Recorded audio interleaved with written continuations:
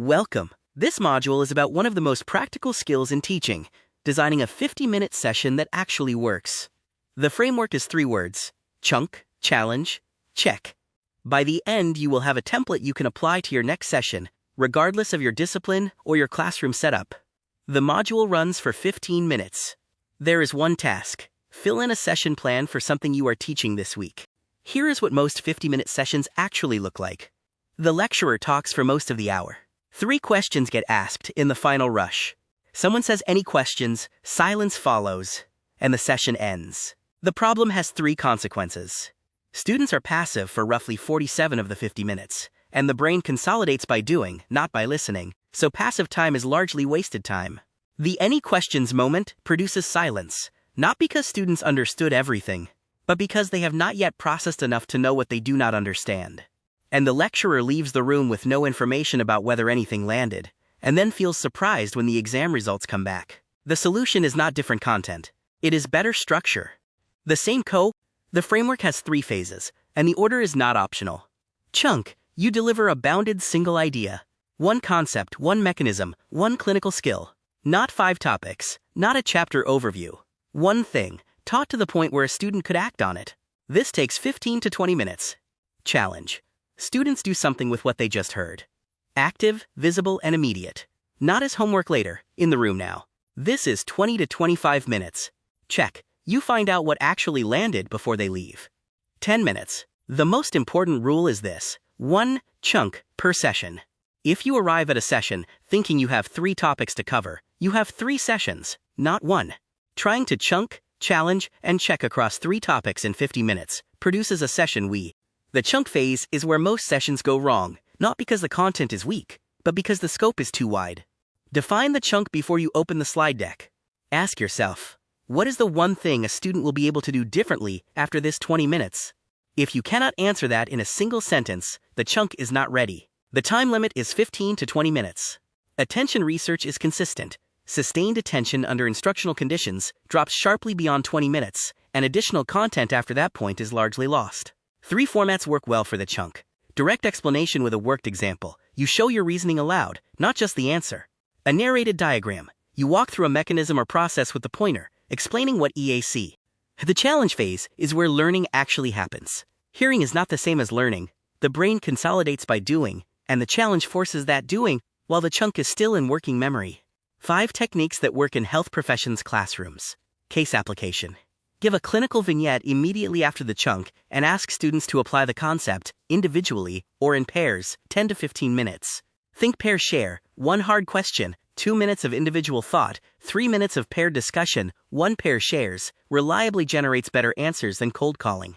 Worked example critique. Show a pre-solved problem that contains a deliberate error and ask students to find and fix it. This is higher order thinking and requires almost no extra preparation. The check phase closes the loop. Without it, you are guessing whether the session worked, and guessing wrong is expensive.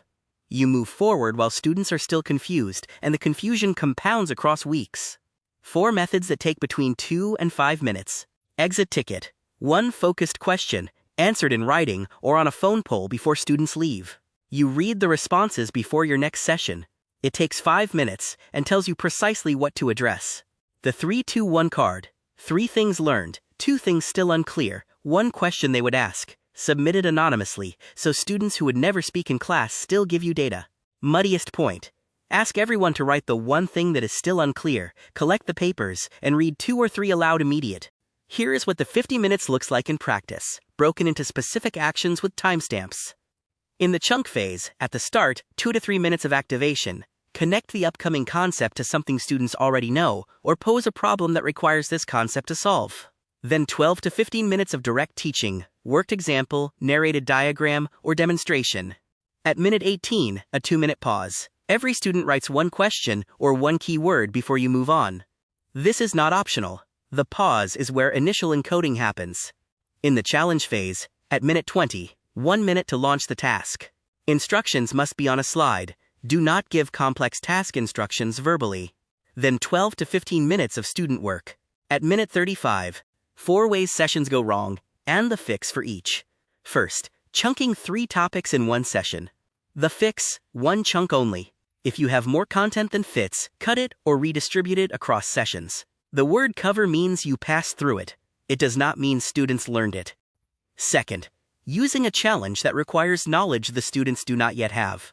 The challenge must be solvable using only what was delivered in the chunk.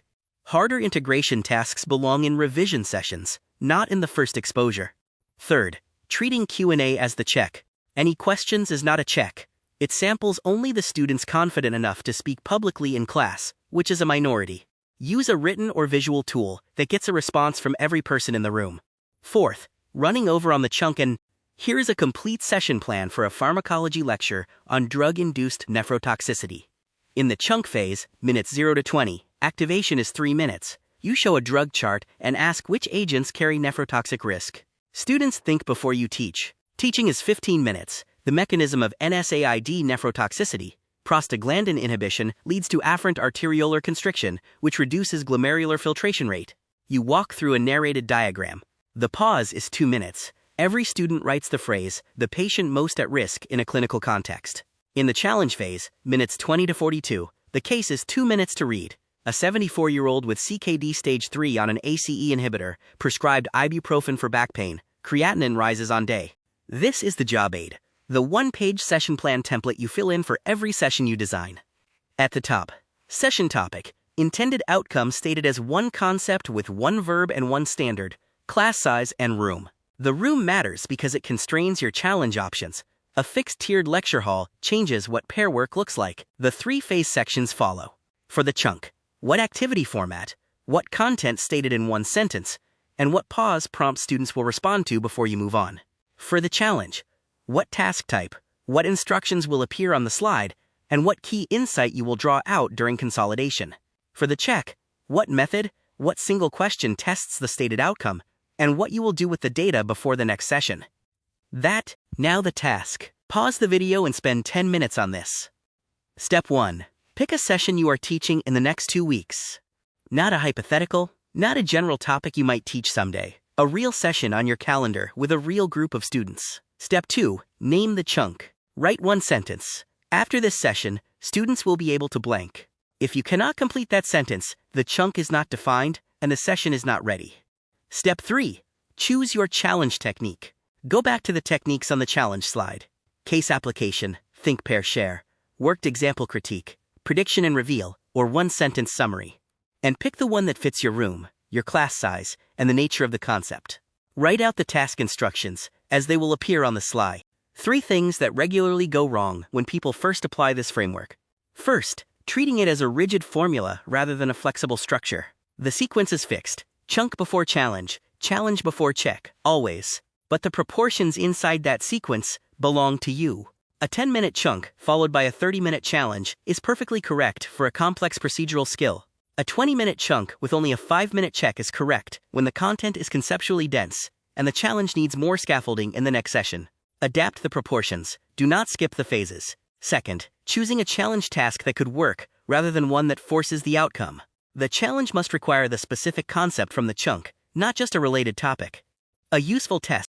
To close, a session is not a transfer of information. It is a structured encounter with a problem. The chunk creates the need. The challenge forces the encounter. The check tells you and your students whether it worked. You are leaving with 4 things. The 3-phase template, 5 challenge techniques you can choose between depending on your room and your content, 4 check methods, and the 1-page session plan to fill in before your next class. In the next session in this series, we move to how you explain hard concepts within the chunk phase. Specifically, how to use worked examples, analogies, and slide design that does not overload working memory. Thank you.